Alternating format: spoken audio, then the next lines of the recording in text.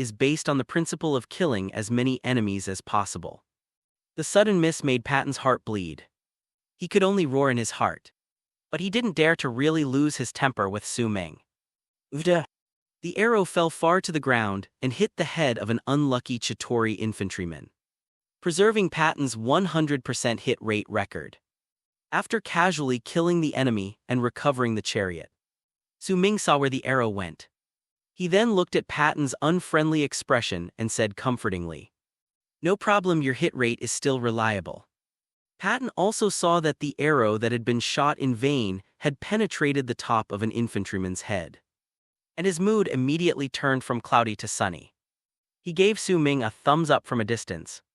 Su Ming then realized that Patton's arrow didn't have an afro attached to it.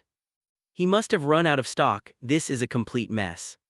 It almost hurt my teammate's self-esteem. Call. A strong wind blew, and a leviathan flew past Su Ming's face. If the tank had been shot by Patton as planned, it would have collided head-on with this leviathan. What's going on? The hair was blown up by the strong wind and flew around wildly. Just as he was about to kill this rude guy, Su Ming stopped. Hulk and Thor are making trouble for Leviathan, which just passed by. You're really miserable now that you've got these two guys. Su Ming felt pity for this Leviathan. Thor and Hulk dealt with the enemies that kept crawling in front of them while destroying Leviathan's body. Hulk tore a large piece of metal from the side of Leviathan's body, which was long and sharp. Then he jumped highward and inserted the large iron sheet into Leviathan's body, leaving only a small section exposed outside. It looks like a big nail sticking out there. Thor's eyes lit up at the same time.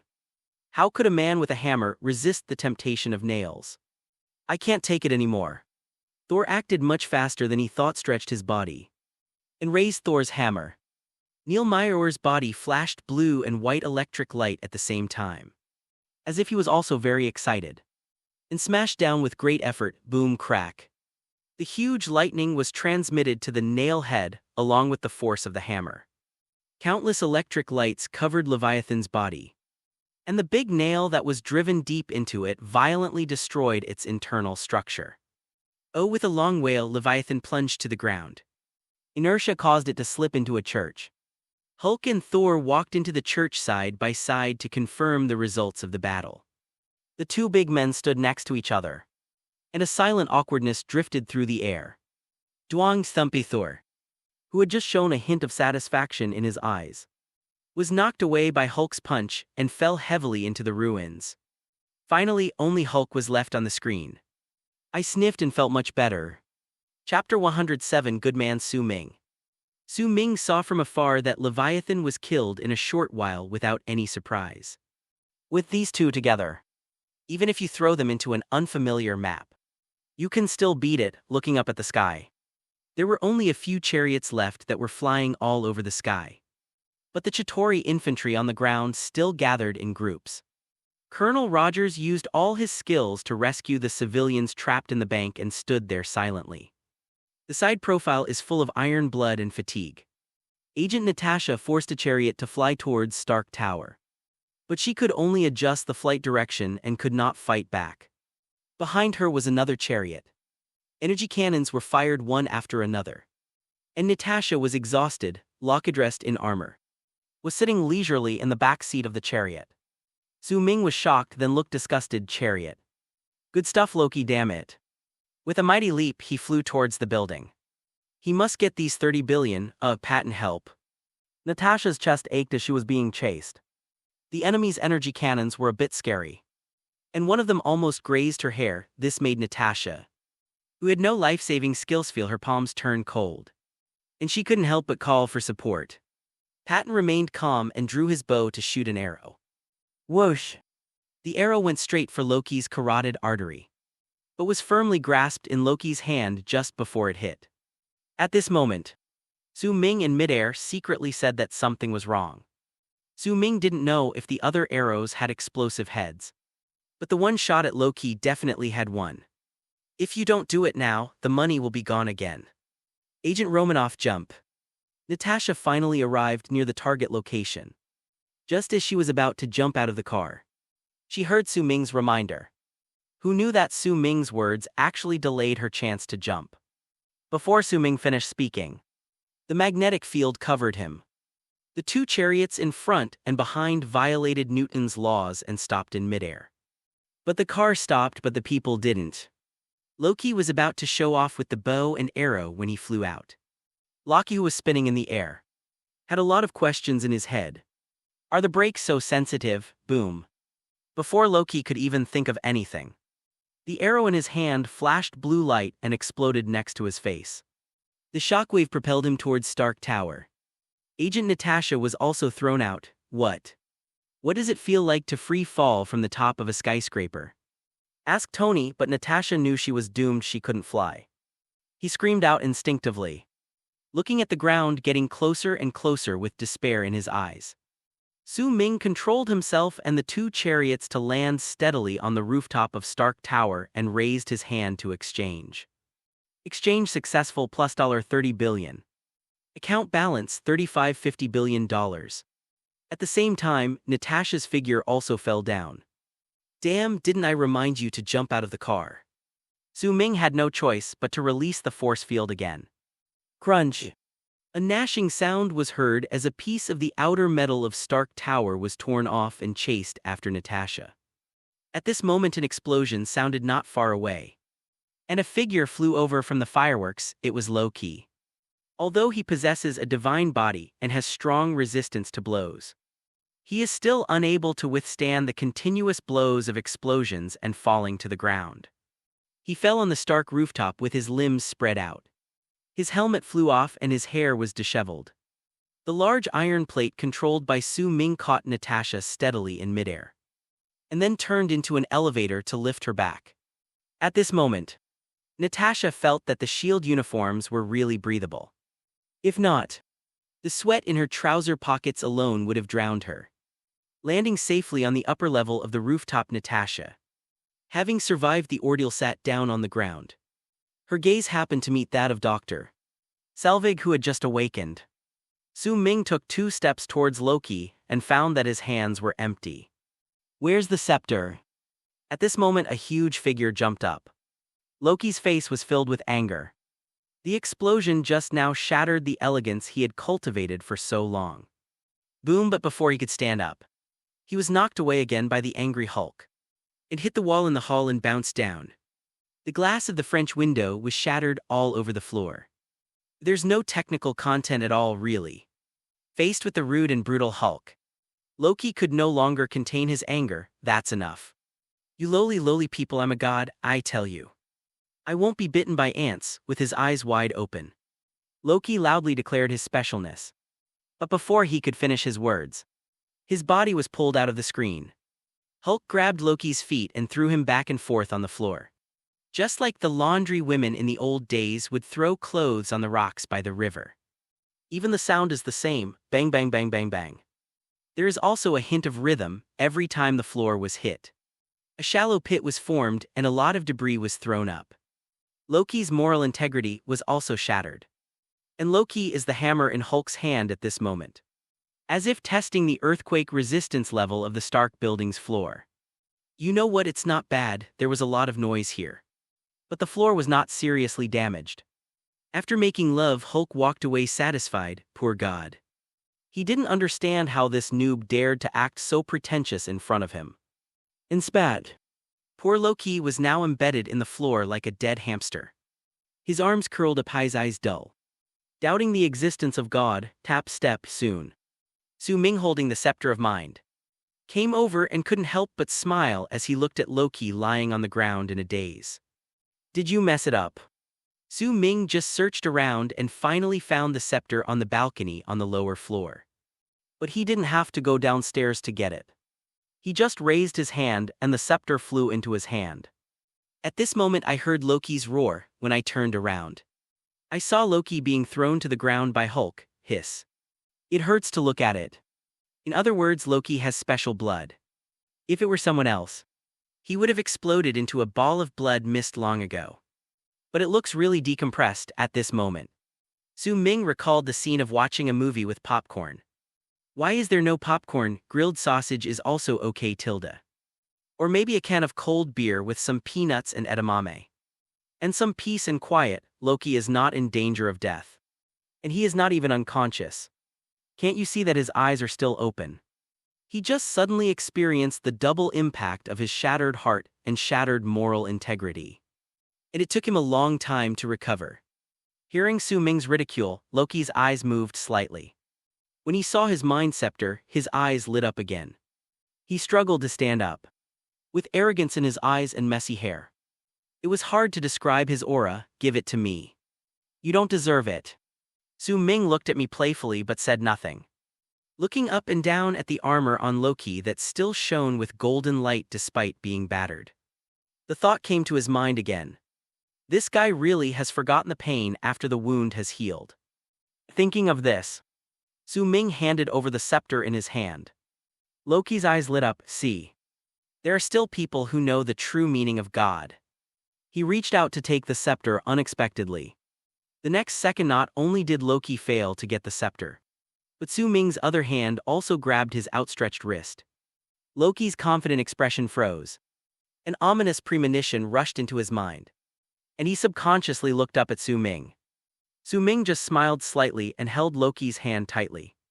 "Start shaking, let me shake it for you, just now." Hulk grabbed Loki's legs and swung them, which may have caused some congestion in Loki's brain. so that he could still say such arrogant words. Su Ming decided to be a good person and help Loki calm down and let the blood in his brain flow back. Bang bang bang bang bang, same rhythm, same sound. Loki is already numb, why is he still coming at this moment? He finally remembered who was in front of him. Wasn't this the plague god who had swept him with rays without saying a word on the spaceship? How come you changed your clothes after not seeing me for so long?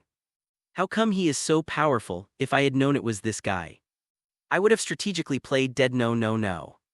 Nausea, wanting to vomit. Su Ming was swinging his sword with great pleasure at this moment, saying as he struck, "Are you kidding me? Bang, are you? Bang, feel bangs, are you okay? Bang." Chapter 108, Loki's defense breaks. Loki was knocked unconscious by the swings and hits, and the pain from his body hitting the floor was temporary. The blow to Loki's heart nearly caused him to collapse. Are there such players among the ants of Midgard? How can this be an ant? This is clearly a killer ant. I, the god of trickery, am like a joke in front of them. Boom boom. Su Ming thoughtfully gave Lokito a course of treatment. When his urge was almost over, Su Ming let go of Loki's wrist. Loki was lying on the ground like a dead dog, motionless. Loki! Su Ming kicked Loki with his foot, but there was no response. Is this guy pretending to be dead? Thinking of this, Su Ming started to dig without saying a word. That's right, strip Loki of his clothes. To be precise, it is Loki's divine armor. Loki planned to continue pretending to be dead so that the plague god in front of him would leave quickly and he could have a quiet rest. Even though he has the blood of a frost giant, Loki is now unable to protect himself. He now finds it difficult to even move his fingers. Suddenly he felt two hands touching his back. When he realized what was happening, the potential in Loki's body instantly exploded. He flipped over, put his hands on his chest, and shouted in fear. What are you going to do? But the reason why potential is called potential is that this ability is relatively shallow and not lasting.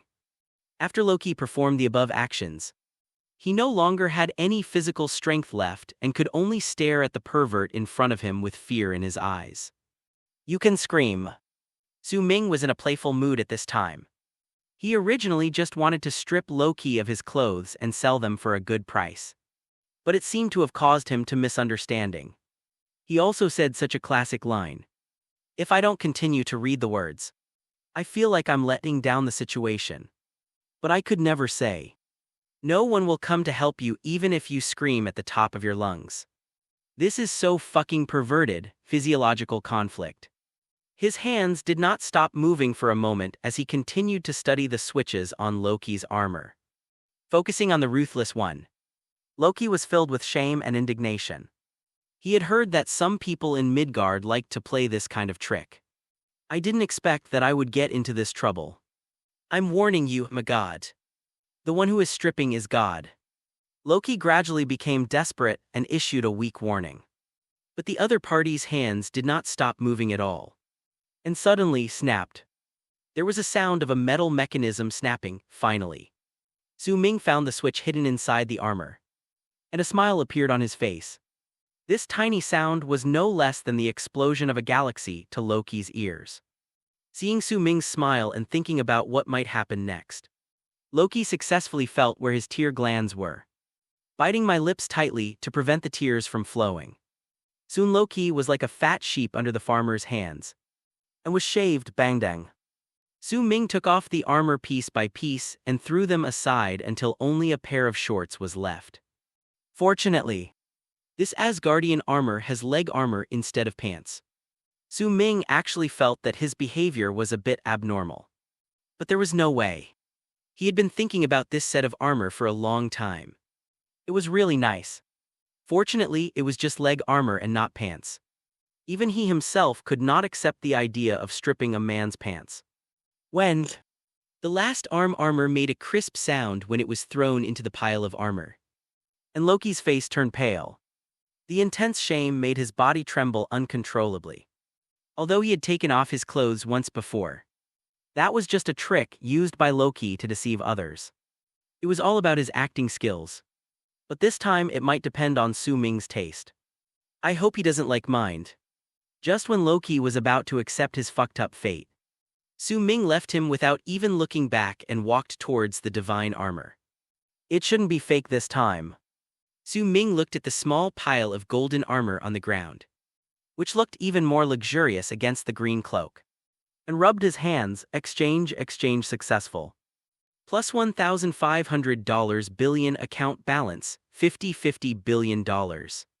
Loki's entire set of armor gradually turned into nothingness in front of Su Ming, adding another amount to Su Ming's account balance. Comfortable Su Ming, who successfully exchanged for the divine equipment, felt comfortable all over. It was not until this moment that he truly felt how much he had gained from this war. Of course it's big. $5 billion is equivalent to the total economic output of a medium-sized country. It is also equivalent to dozens of times the largest investment project in human history, such as the moon landing project. It is more than twice the value of the world's annual gold production. Almost as I stretched my body, I felt hungry. Looking at the bustling battlefield outside, Su Ming felt it was time to close the shop and start eating. Then it turned into a stream of red light and flew out of the window. Loki's brain, which was full of tricks, went blank for a moment, and he stared blankly at Su Ming's departing figure. When I realized that I had escaped the biggest disaster of my life, tears finally fell silently, thinking about the armor he had worn for hundreds of years. His heart ached thinking that Heth, god of trickery, was almost fooled by others. Laughed again. As he laughed, he became silent under multiple blows. Loki finally fainted. At this time, Natasha on the rooftop learned from Dr. Selvig, who had regained his sanity, the method to close the portal, the Mind Scepter. But she couldn't find the scepter anywhere in the world. So she shouted into the pager, "Loki's scepter can close the portal, but I can't find it." Tani, who was assisting Thor in attacking Leviathan, had his eyes light up, but he was very busy now. "Sir, the energy will run out before penetrating its shell." Tony, who released the laser, received a hint from Jarvis. "The Leviathan in front of us must be killed. It has already destroyed several buildings." Jarvis, do you know the story of Jonah? Apparently Jarvis knew the story. I would never use him as a role model. Tony didn't hesitate at all, turned around and rushed towards Leviathan's big mouth. Jarvis was already used to Tony not listening to him and quickly adjusted his mode. Above both knee, signature bombs popped out, ready to be launched as Tony rushed into Leviathan's body. The knee bomb was released at the same time.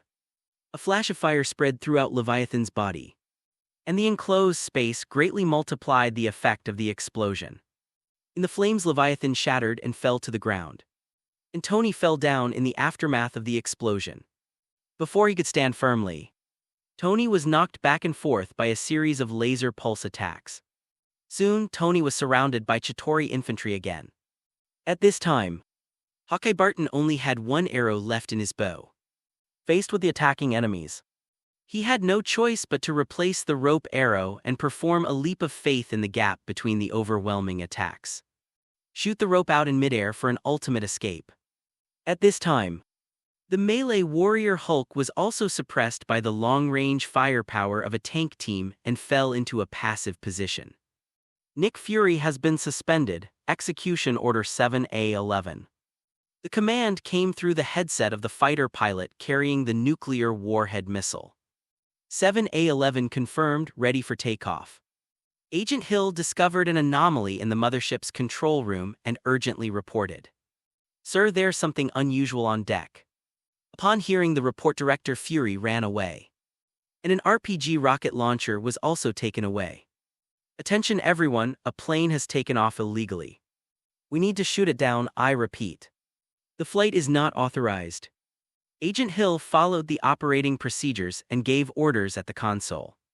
Nick Fury knew that the plane was carrying a nuclear warhead, and he had repeatedly ordered it not to be launched.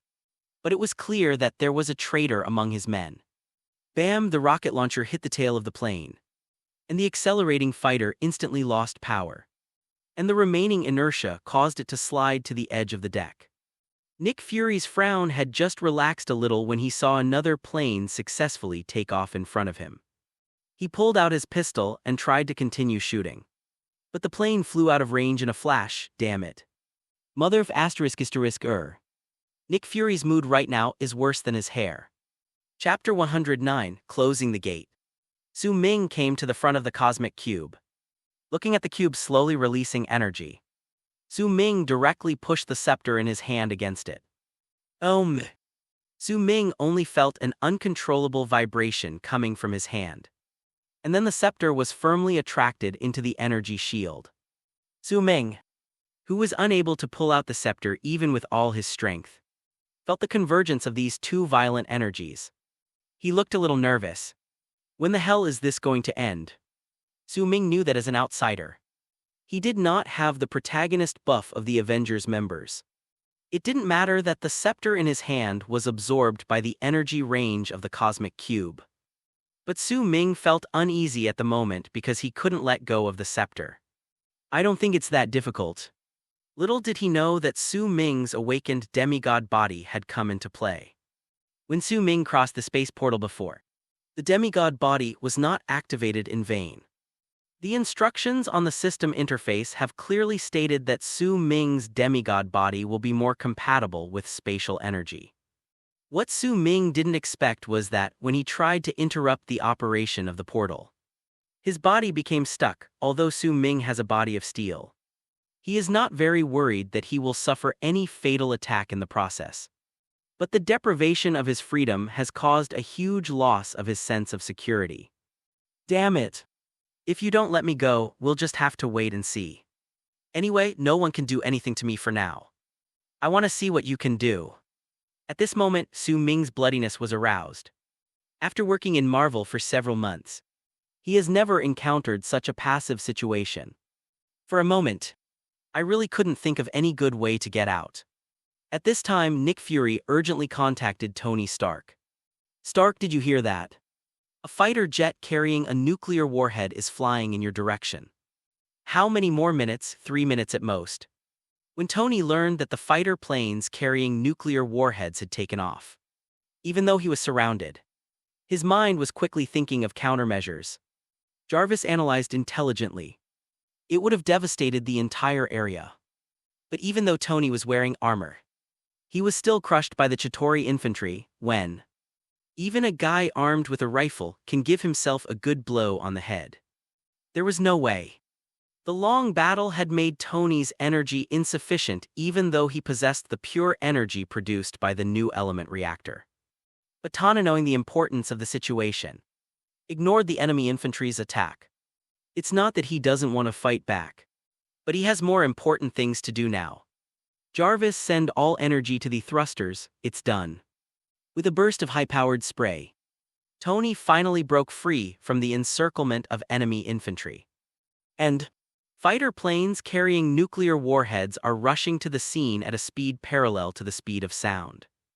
The driver's face was serious. He knew that as long as he completed this task successfully, then what will greet him in the future will be a heroic triumph and welfare. Not to mention all that the pinnacle of power promised him. Thinking of this, the pilot pressed the button to launch the missile with a fierce look on his face. A seemingly ordinary missile popped out from the missile bay under the fighter plane. Nuclear bomb launched.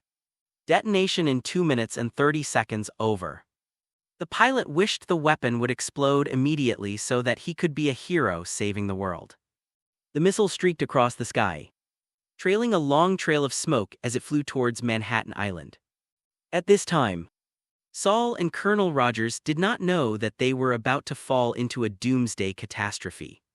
Still fighting desperately on the battlefield, the enemy army's soldiers are so endless that the two of them now wish they had the same large-scale lethal attack method as Su Ming. But the shield and hammer can only take out one enemy at a time. If you want to know where Thor's powerful lightning chain is. Unfortunately, although Thor is the god of thunder, his fighting habits over the past few hundred years seem to be more inclined towards close combat. This also has a lot to do with his personality. Even though he possesses the ability to summon powerful thunder, he is not very skilled in using it at the moment. If you want to release a large-scale attack, you still need guidance. The enemy didn't give him enough time to guide.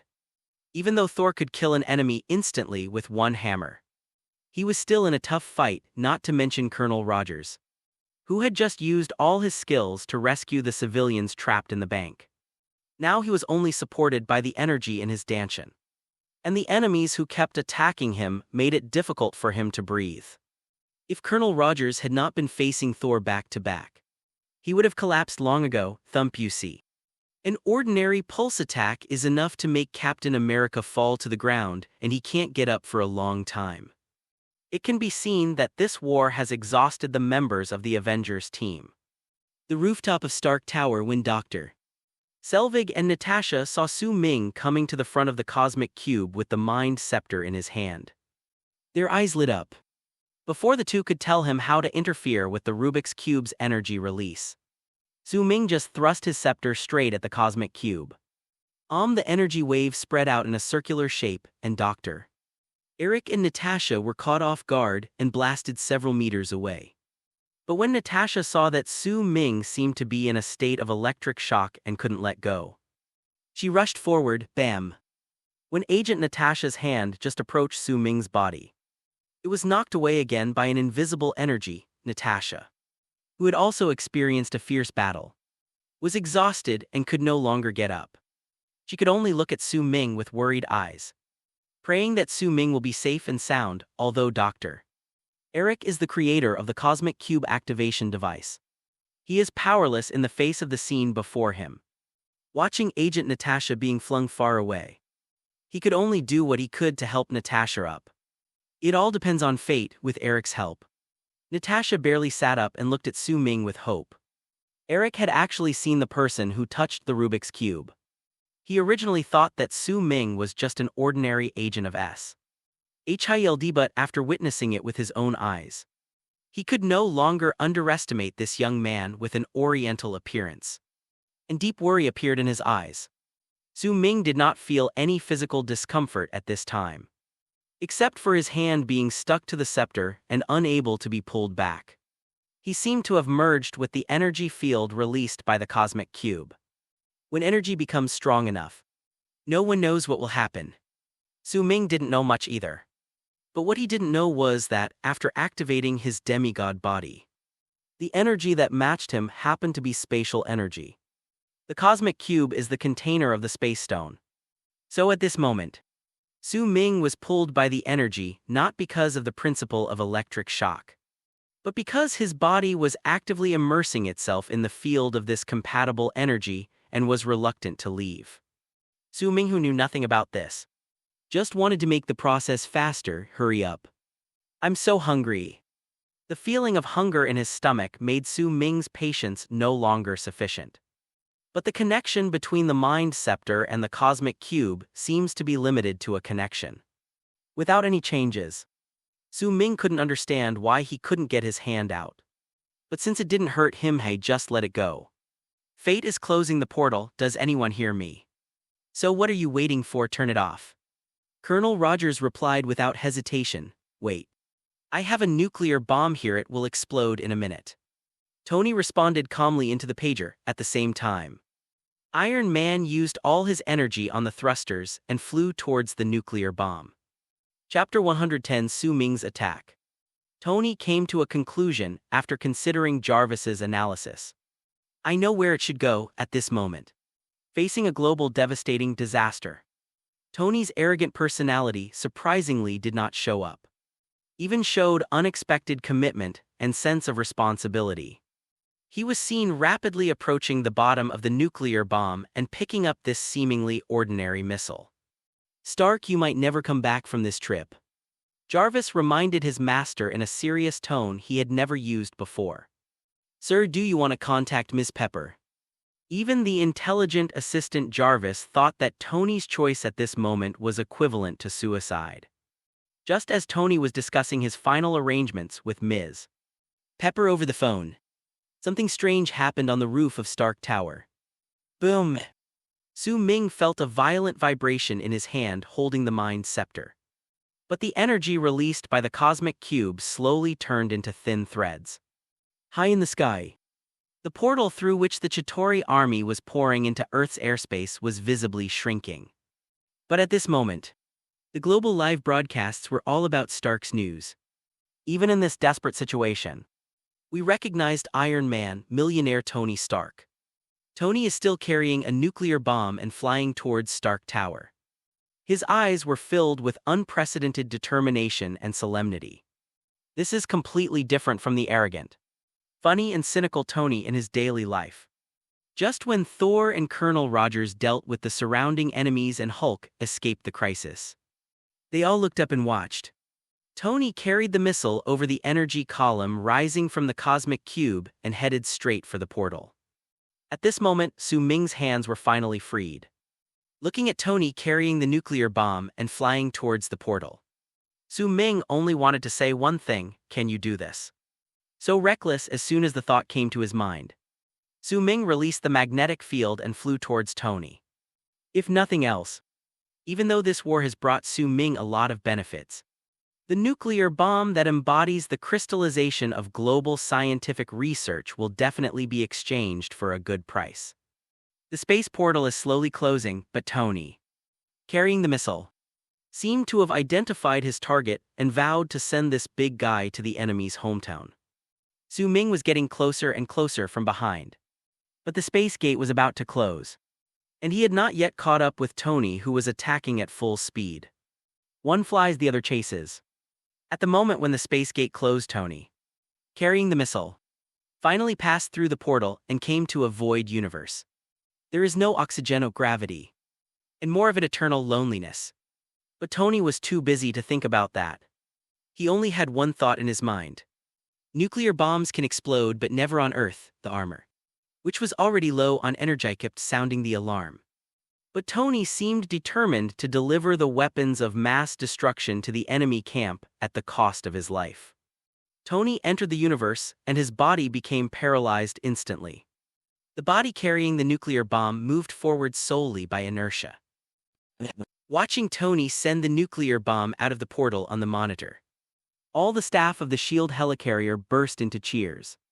They won, but they thought they won, but did you really win? At least their monitors couldn't capture any of the images from within the atmosphere. Tony's Mark 7 armor sounded the alarm as usual. But Tony was already unconscious in the vacuum environment of the universe. Gradually, Iron Man let go of the arm holding the nuclear bomb. He had no choice but to activate all the responsibilities and duties of half his life. He had no intention of going back alive. At this moment, Su Ming rushed over, to be honest. Before Su Ming was in the outer space, he had great doubts about whether his body could adapt to the vacuum environment of the universe. But when he actually passed through the portal, he was surprised to find that he didn't seem to suffer any adverse effects here. Even under the influence of cosmic rays, Su Ming still had a feeling that he was becoming stronger and stronger. For example, breathing, air pressure, etc. Su Ming was walking on flat ground. This gave him enough confidence. Watching Tony Stark fall into a coma because of his stubbornness, Su Ming didn't say much, just kicked. He kicked Tony, who was wearing armor, back towards the Earth. Tony narrowly returned to the embrace of Earth just before the portal closed. Before Tony fell unconscious, he thought he was flying forward as planned. His body was under a huge strain, and he knew that if he didn't go up, he might really not be able to rely on others. Even someone as arrogant as Tony has a heroic dream deep down. As far as he could, he built Stark Tower and hung his name high on the top of it. But this self-imposed label is not what Tony wants to pursue.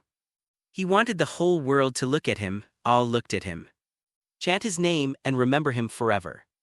While driven by vanity, he had already considered himself a guardian of the Earth. This actually has little to do with Nick Fury's Avengers plan. Tony Stark has his own choices, so he stood up at this time. But unfortunately, even as a genius in science and engineering, he never thought that one day he would go to outer space to fight against enemies. Therefore, after leaving the atmosphere, even under the protection of his battle suit, he still quickly fell into a coma. Su Ming is different. His current physique is not very strong, but the body of a demigod is enough to cope with the torture and radiation of the vacuum universe. He first kicked Tony, whose limbs were out of control, back to the Earth, And then he deployed a magnetic field to accelerate towards the nuclear bomb. When Su Ming approached the nuclear bomb, he had no intention of killing the enemy in front of him. All I have is the determination to make money. Exchange. Exchange successful plus $1 billion. Account balance $5,051 billion grass. After a lot of effort, Su Ming only received $1 million. The huge sense of disappointment made him swear. Damn, are things on Earth so cheap now?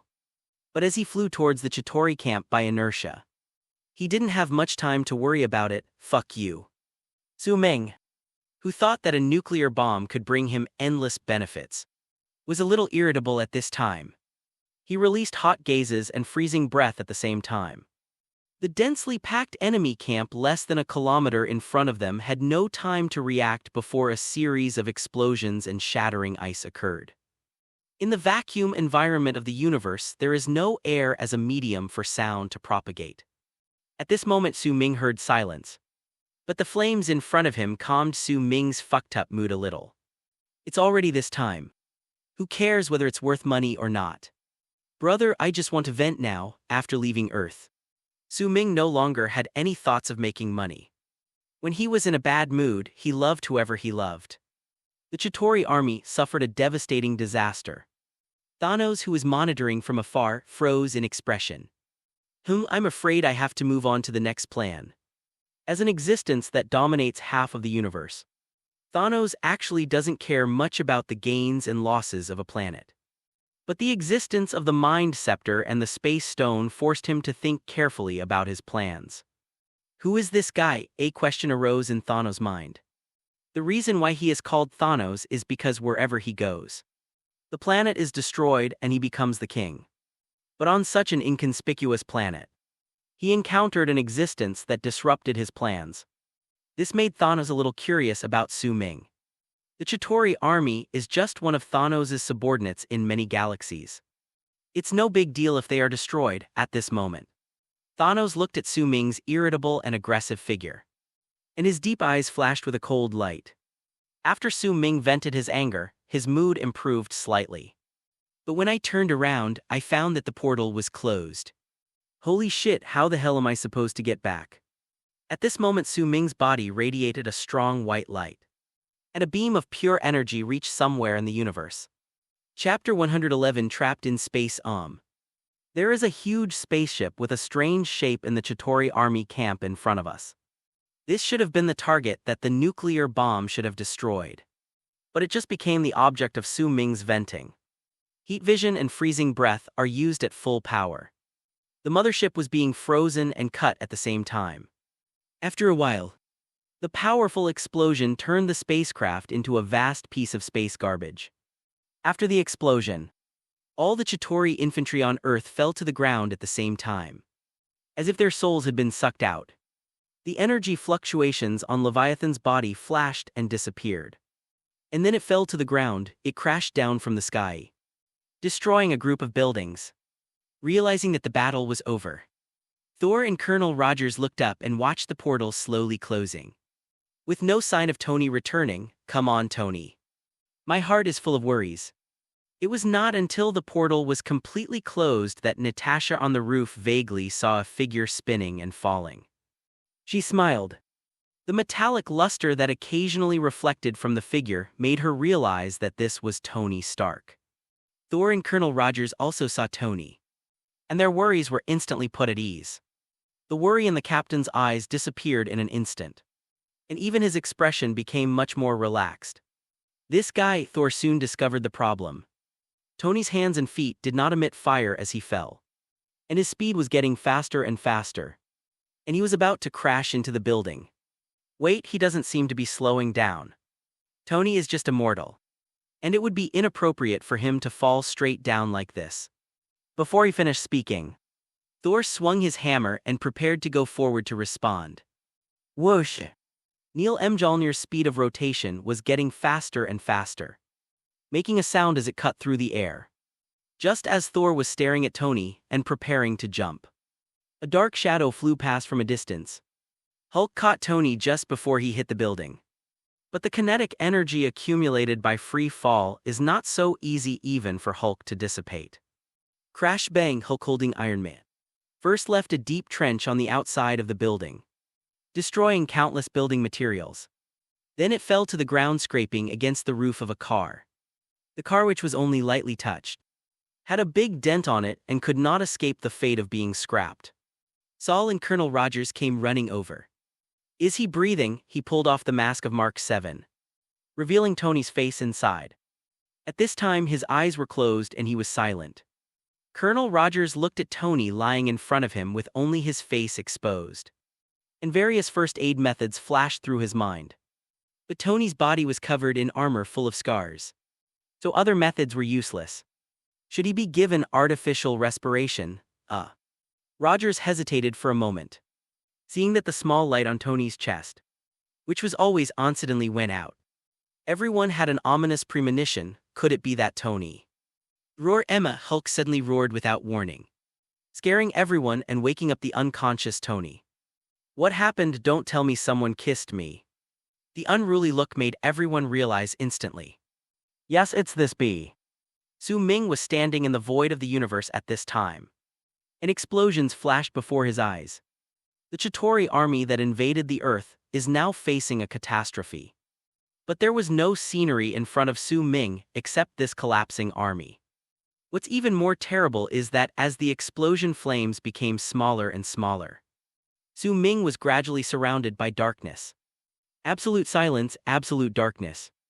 The portal closed as Tony traveled back, and he could no longer see the scenery of New York from there.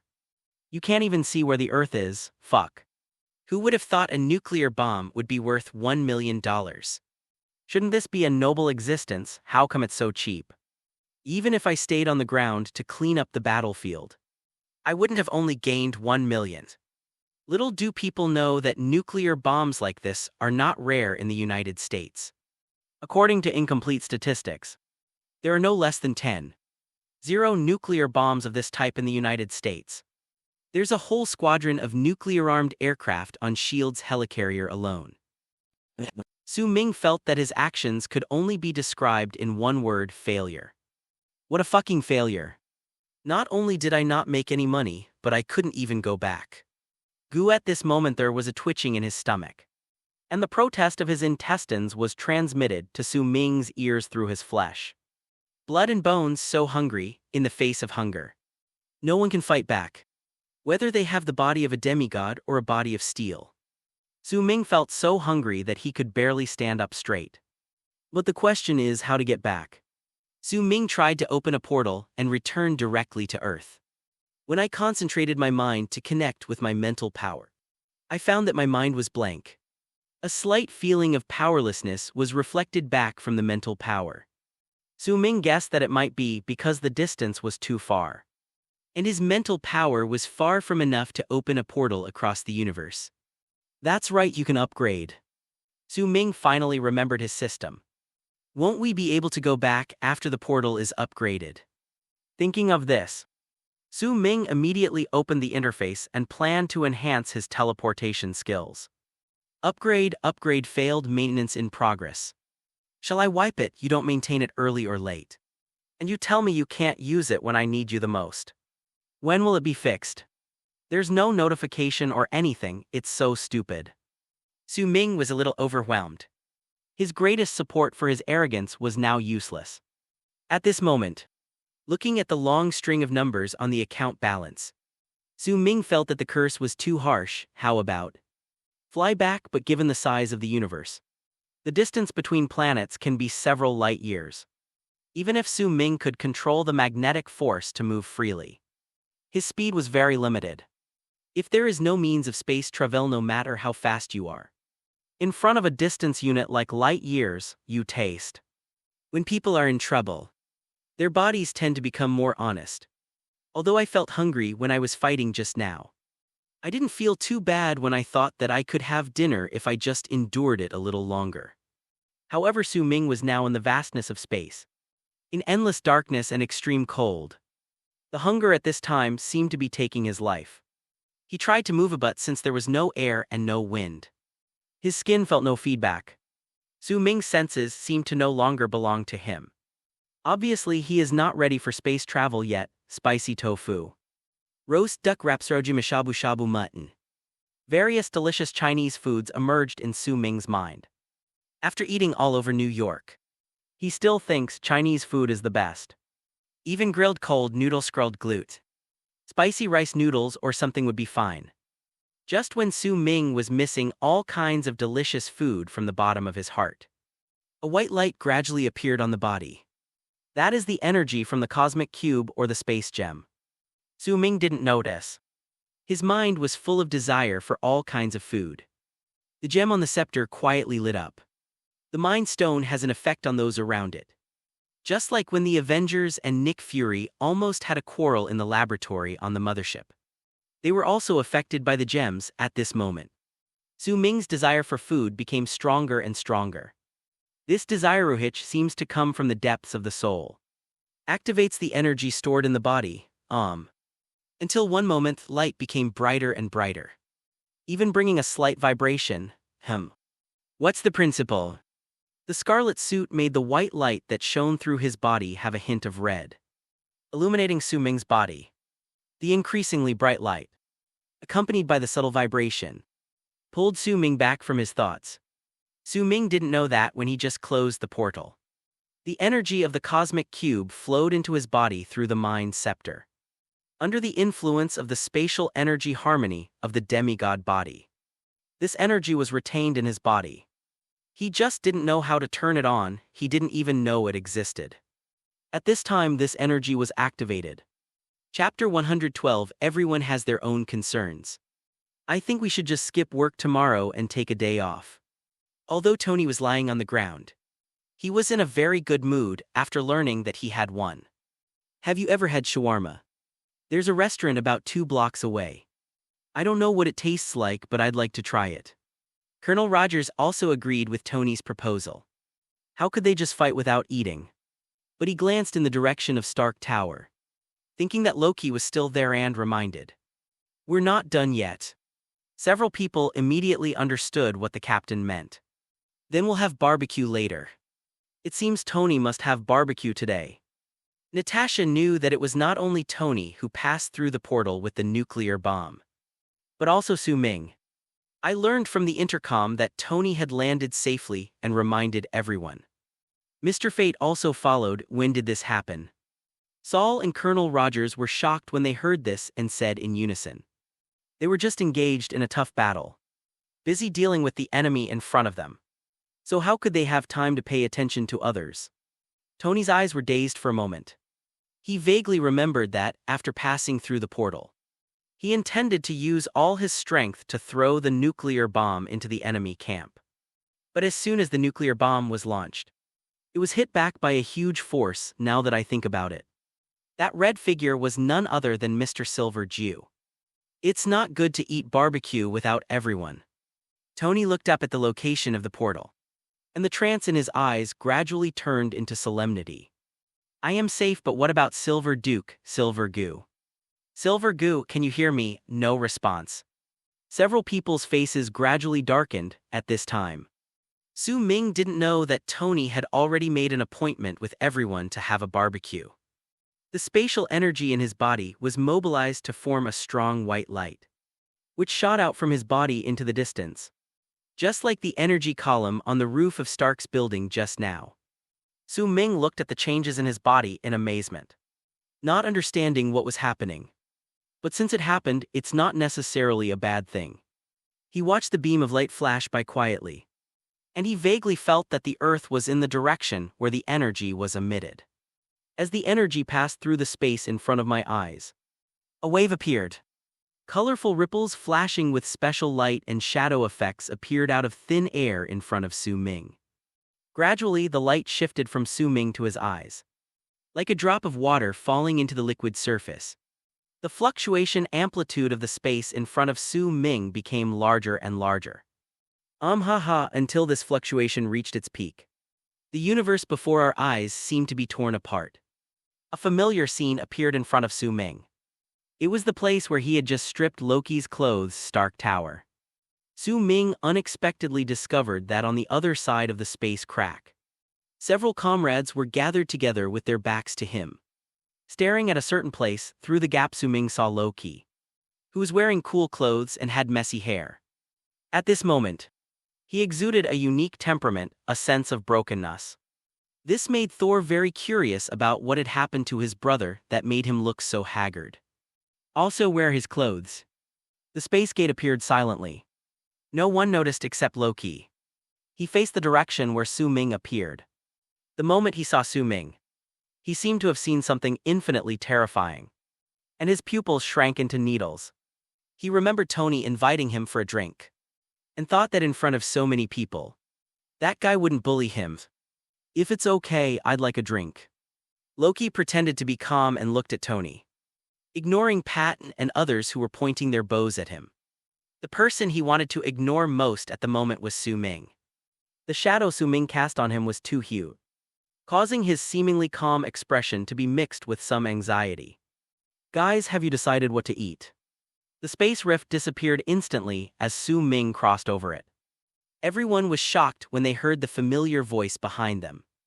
Tony turned around in surprise and saw Su Ming returned here safely. He quickly hid the smile on his face. We agreed to go eat shawarma. I'm afraid you haven't tried it before. Su Ming looked at Tony's face, which was exposed without the mask, and the corner of his mouth twitched. What a crap thing. Isn't Chinese food delicious? Forget it, I'm starving now. It doesn't matter what it is, as long as I can eat it. Seeing his good friend coming back, Thor walked up to Su Ming and asked in a low voice, My friend, what did you do to my brother? I've never seen him so well behaved. Nothing, just disciplining you. Upon hearing this, Su Ming looked at Thor, who was full of curiosity, and then turned his gaze to Loki. Thor looked at Su Ming with a bit of admiration at this moment. No one knew better than him how troublesome his troublesome brother was.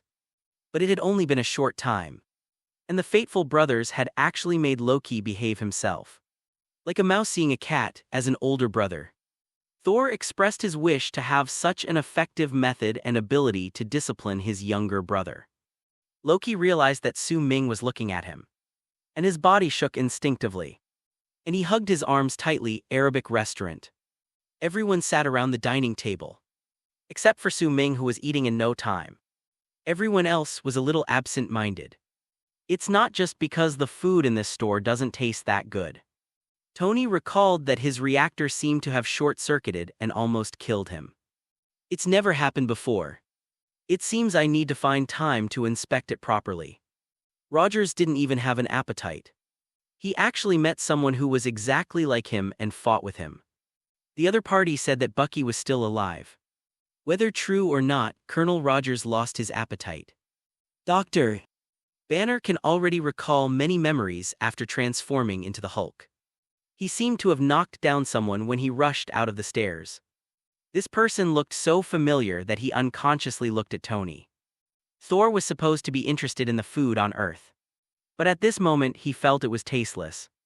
Loki just slipped away right in front of him, which made him very depressed as a spy. Natasha felt the strange atmosphere at the dinner table, and her appetite was also affected. Brother, what happened to each of them? Shouldn't you be happier if you win? Look at other people's fate, how delicious their food is. But is this thing really that delicious? Natasha looked at Su Ming, who was eating his meal in no time, and took another bite of the barbecue in her hand.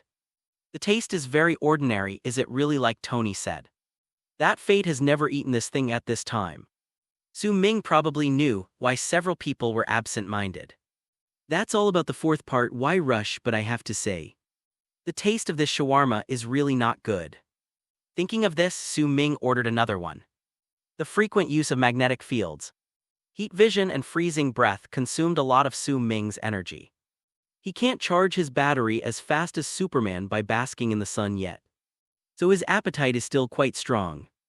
New York City was caught in a wave of public opinion, although the incident had just been confirmed as an alien invasion.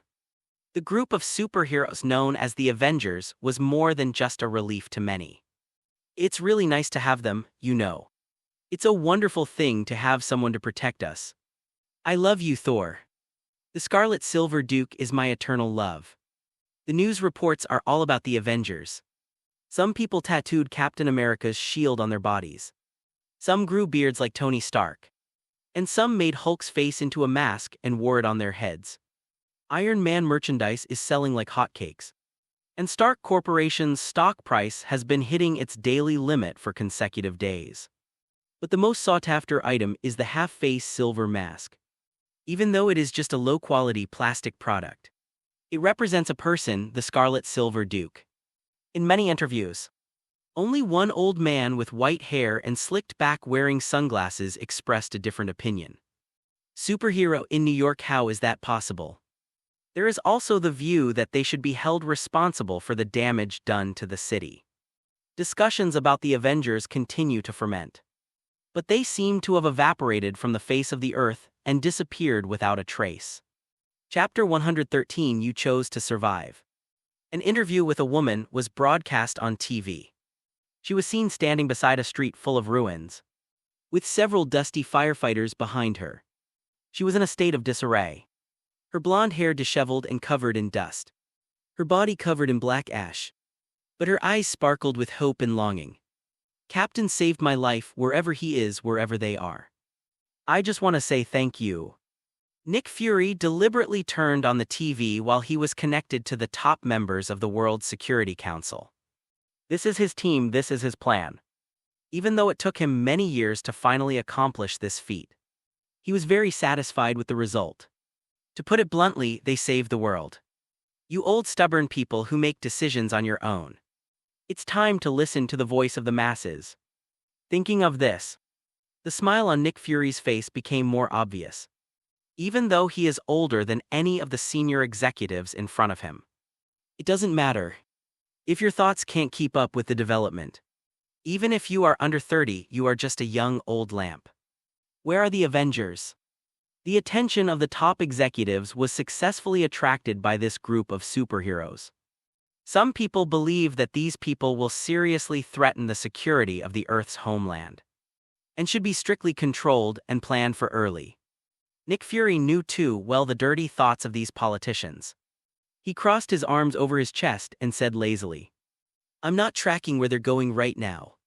They have every reason to take a break. Where's the cosmic cube? It went where it belonged. Very far from us. The top management opposed his unauthorized decision on the cosmic cube, which has such power. The topic returned to the Avengers team, and the top management repeatedly emphasized, they are dangerous. But he got the tough answer from Black Sauce Egg. Yes, they are dangerous. We know, and even the whole universe knows. Isn't that exactly what this plan is all about, damn it? I still remember the time when you launched a nuclear bomb behind my back. If you provoke me, I'll kill you. No one can discredit my team at this time. After closing the connection gracefully, Nick Fury turned around and walked out with a vigorous and powerful momentum. The camera turns and Thor is escorting Loki and saying goodbye to Selvig and others. When he realized that Loki didn't run away, his brain was a little overwhelmed. My brother disappeared into the thick fog right in front of me. So how come he came back? When did he become so obedient? In fact, Loki did not escape at all. He had his divine armor stripped off and experienced setbacks. Now he can only use his divine power to transform into a new set of armor. My scheming brain is still rebooting at this time. His mouth was blocked tightly to prevent him from disturbing anyone else's mentality. It was Banner's idea, after all. He felt guilty for having been instigated to smash so many planes. Those are all examples of the excellence of modern technology in the field of weapons. I messed them up like this, what a shame. Loki wanted to say, brother, you're overthinking it. He didn't want to say a word now, because Su Ming was standing not far from him, glancing at him from time to time. Maybe it was Loki's illusion, but there was a hint of heat in Su Ming's eyes, as if he was still not satisfied with stripping him naked. Just like a little girl being targeted by a big man. Loki felt cold in the palms and felt uneasy in the heart. There was indeed some unclear meaning in the look in Su Ming's eyes when he looked at Loki. What a great gold coin monster. It can also be refreshed regularly. This time I go back and cool down my skills. And when he's ready to appear in front of me and cause trouble again, I can reap another harvest. Su Ming, who discovered Loki's true use, looked at Loki with anticipation. Suddenly, he thought of something and came to Thor and joked, "Prince, won't you take me back to Asgard for a little fun?" Thor glanced at the tesseract in his hand, then at Loki, who was trembling beside him. His honest face was full of embarrassment. "My friend, look at me, how about next time?" Su Ming understood, since the last time he met Odin, Su Ming was no longer in a hurry to go to Asgard. "You asked me to do such a big favor, and you only give me one thing. Are you kidding me? How could such a good thing happen? Not to mention that there is a gatekeeper on the Rainbow Bridge who observes the 9 realms at all times. It is said that he has good eyesight. When I go to the Divine Realm, I will definitely be under the watchful eyes of this guy. There is also a god King Odin, with just a wave of the spear. He upgraded himself to a demigod." This kind of power made Su Ming very wary. Little did he know that the energy Odin gave to Su Ming did not come from himself, but from the opportunities he gained during his sleep. He just did Su Ming a favor and gave him a very small portion of his energy. The main goal is to get something for free. The purpose is to get Su Ming to do something for the sake of the gift. That old thing is so bad. Su Ming knew that even if Thor enthusiastically invited him to Asgard, he could only play around, as he said. The plan to make a fortune is bound to fail. "Huh, you want to plot against me?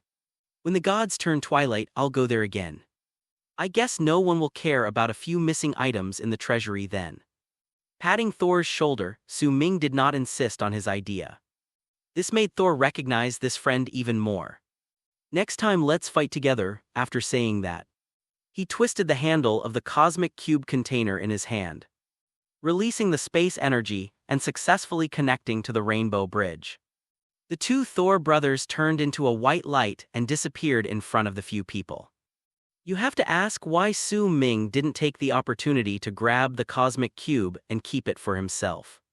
Because he had already secretly made a valuation. Space gem right arrow valuation, $5,000 billion. At that time Su Ming cursed, "Damn, it's so fucking dark." Really? The price of unlimited gems in the system mall is clearly $1 trillion US. But the exchange price is only half of that. Swindler. Pure swindler. The result of being able to exchange it surprised Su Ming very much. Su Ming vaguely felt that the fact that unlimited gems could be exchanged was a trap. Ordinary buildings in New York cannot be exchanged. And now you tell me that space gems can be exchanged. This is too abnormal, after all. The most critical part of the future plot will revolve around the Infinity Stones. If I exchange it now, unless a new one is exchanged, this world will become very dangerous in the later stages. This account is not difficult to calculate. Not to mention that exchanging the gems will directly cause S.H.I.E.L.D. to explode.